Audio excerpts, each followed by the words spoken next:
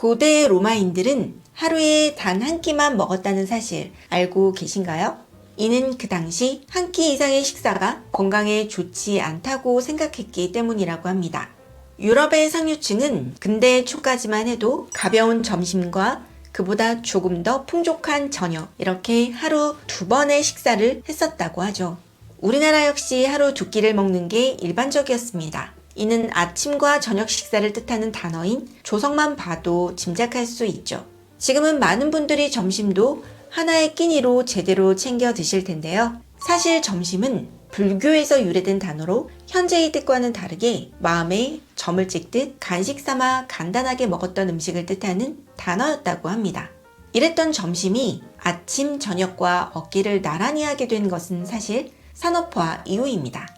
출퇴근을 하는 문화가 정착되면서 점심이 더 이상 간식이 아닌 식사의 자리를 차지하게 된 것이죠.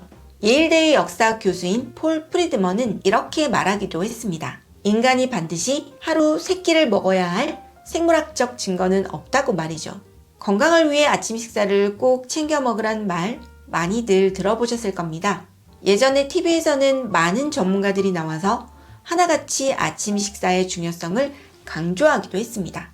하지만 이게 정말 사실일까요? 사실 아침의 효능에 대해서는 의견이 분분합니다.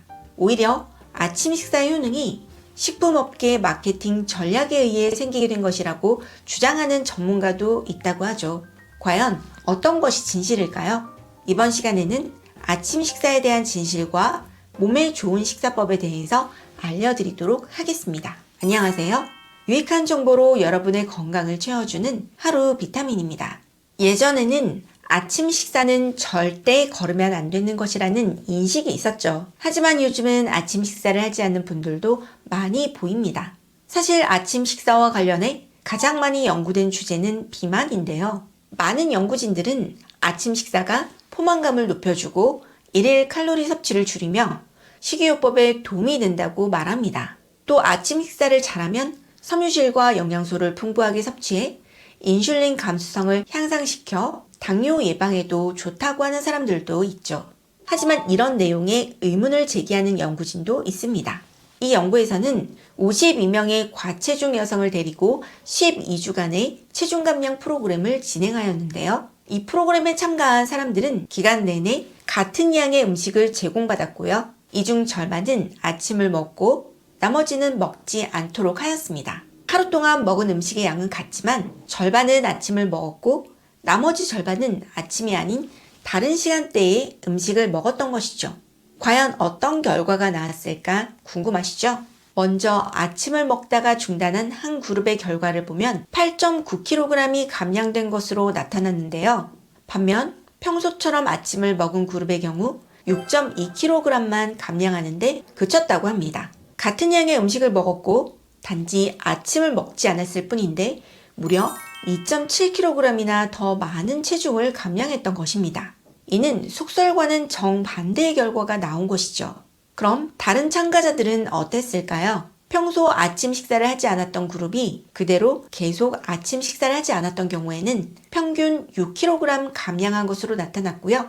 반면 아침 식사를 하지 않다가 다시 아침을 먹은 이들의 경우 평균 7kg을 감량한 것으로 나타났습니다. 분명 앞의 결과는 아침을 먹지 않았던 사람이 더 많이 감량을 했는데 이번에는 아침을 먹은 사람들이 1kg 더 감량한 것으로 나타났죠. 왜 이런 결과가 나왔을까요? 연구자들은 이 결과의 원인을 아침 식사가 아닌 생활 습관을 바꿨을 때 나타나는 감량 효과라고 보았다고 하는데요. 그렇다면 아침을 먹느냐 마느냐가 체중 조절에 영향을 미친다는 이야기가 과연 맞는 것일까요? 사실 이와 관련한 그 어느 연구에서도 아침과 체중의 상관관계가 명확하게 밝혀진 바는 없다고 하는데요. 그럼에도 불구하고 아침 식사가 건강에 좋다는 식의 내용을 더 많이 들어왔습니다. 에버딘 대학의 알렉산드라 존스턴 교수는 이런 결과들을 두고 아침 식사 자체가 영향을 미친다기보다 아침 식사를 거르는 사람들이 영양과 건강에 대해 관심이 적기 때문일 것으로 본다고 하였는데요. 이는 대체로 아침 식사와 관련된 많은 연구에서 아침을 먹는 사람들이 습관적으로 흡연을 하지 않고 규칙적으로 운동을 하는 등의 습관을 갖고 있는 경우가 많았기 때문이라고 합니다.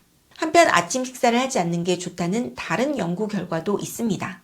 엘라베마 대학의 코트니 피터슨 교수는 간헐적 단식이 혈당 조절에 도움이 되고 인슐린 감수성을 향상시키며 혈압을 낮춘다고 하였는데요. 즉 하루 중 일찍 식사를 하면 스트레스 호르몬인 코티솔이 더 많이 분비되며 인슐린 저항력에 영향을 미쳐 당뇨병이 유발된다는 것이 그 이유죠. 반면 이에 대한 반박도 있습니다. 옥스퍼드 당뇨센터의 프레데릭 카르페 교수는 아침에 높아지는 코르티솔은 신체의 자연적 현상에 불과하다고 했고요. 이에 더해 아침 식사는 우리의 신진대사를 촉진하는 핵심적 역할을 한다고까지 하였습니다. 또 카르페 교수는 신체가 음식을 잘 소화하기 위해서는 인슐린을 촉진시켜줄 탄수화물과 같은 에너지원이 필요하기 때문에 아침을 꼭 먹어야 한다고도 주장을 했습니다. 이런저런 연구들을 보고 나면 아침을 먹으라는 건지 말라는 건지 참 아리송하죠? 사실 아침 자체를 먹느냐 먹지 않느냐보다 중요한 것은 따로 있습니다. 아침 단 하나의 식사에 큰 의미를 두기보다 규칙적으로 하루 내내 무엇을 어떻게 먹느냐가 아침 자체를 먹느냐 마느냐보다 더 중요하다는 것이죠. 다만 여러 연구들에 의하면 특정 음식들의 경우 늦은 시간보다 아침에 먹는 것이 도움이 될 수 있습니다. 첫 번째로는 단 음식입니다. 달달한 음식을 먹고 싶은 경우라면 늦은 시간보다 일찍 먹는 게 좋다고 합니다.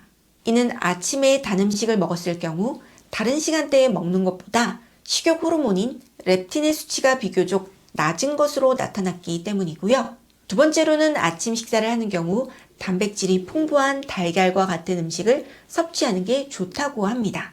미국 코너티켓 연구팀은 아침 식사로 단백질이 풍부한 달걀을 먹은 그룹과 탄수화물이 풍부한 음식을 섭취한 그룹 사이에 식습관 차이를 관찰하였는데요. 그 결과 달걀을 먹은 그룹은 탄수화물 위주의 음식을 섭취한 그룹에 비해 식후 3시간 뒤 배고픔을 덜 느꼈으며 24시간 동안 섭취한 전체 칼로리가 적은 것으로 나타났습니다. 이는 달걀 등 고단백질의 아침 식사를 할 경우 식욕을 증가시키는 뇌 부위의 활동이 저하되기 때문이라고 하는데요. 식욕이 줄어드니 낮이나 저녁에 음식을 덜 먹게 되고 자연스럽게 다이어트 효과를 볼 수 있었던 것입니다. 다만 이렇게 다이어트 효과를 높이려면 기름이 섞인 계란 후라이보다 삶은 달걀이 더 좋다고 하네요. 모두의 하루는 다르게 시작합니다. 우리의 몸 역시 모두 같은 몸이 아닌 다른 몸을 갖고 있죠.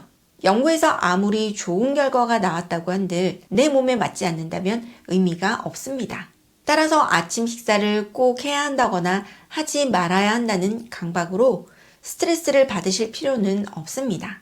다만 지난 컨텐츠에서 알아본 바와 같이 아침을 먹는 경우 공복에 먹지 말아야 할 음식은 피하되 그 외의 것들은 자신에게 맞는 좋은 음식을 규칙적으로 꾸준히 섭취하는 것이 더 좋을 것 같습니다. 오늘은 아침 식사에 대한 연구들과 아침에 먹으면 좋은 음식에 대해서 알아보았는데요. 여러분은 아침 식사를 드시고 계신가요? 드신다면 어떤 음식을 드시고 있는지, 그렇지 않다면 먹지 않는 이유에 대해서 댓글로 여러분의 생각을 공유해 주세요. 오늘 내용도 도움되셨나요? 구독과 좋아요, 알림 설정 잊지 마시고 지금 바로 꼭꼭 눌러주시고요. 오늘 내용이 도움되셨다면 이 영상을 주위 분들에게도 널리 공유해 주세요.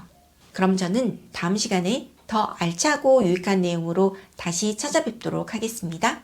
시청 감사합니다. 안녕.